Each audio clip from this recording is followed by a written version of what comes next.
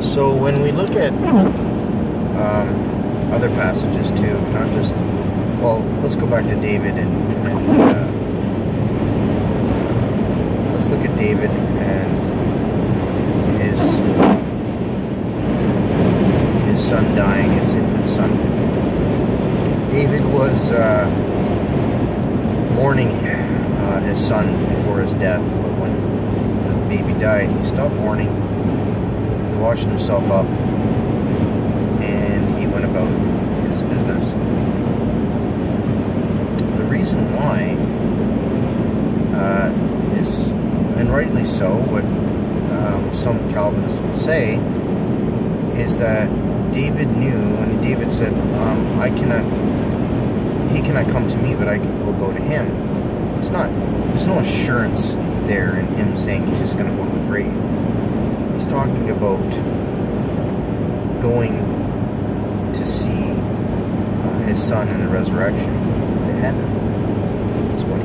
That's what his hope is there. In contrast, when you look at Absalom dying, his son that was rebelling against David, and Absalom was very wicked, going against God's will and command.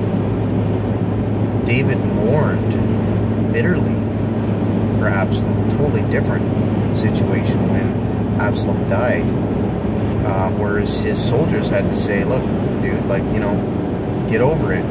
You're making an embarrassment of us all with the way you're acting. And we look at also in places like in Jonah 4, for instance, God says, is there not 120,000 do not know their left from their right, and the animals as well. This is what God wanted to save.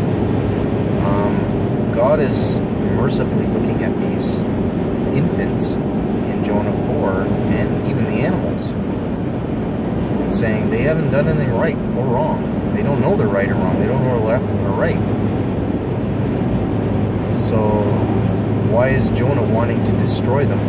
See, it's man that wants to destroy. Man is the one that wants to kill and destroy. That's what the devil wants us to do. He wants us to kill and destroy. That's what the devil does. He seeks whom he wants to devour. And when we have the heart of God, we don't want to do those things. We don't want to do those things anymore. And Jonah didn't have the right heart. He wanted Nineveh to be destroyed. He wanted the whole city, everything in it, to be destroyed. And God said, no, you don't understand. Where you stand and where I stand are totally different. So, and there's other passages too, it talks about when God promises to Moses that he's going to lead the Israelites out of the desert. He says the children who are 20 years and younger are going to go.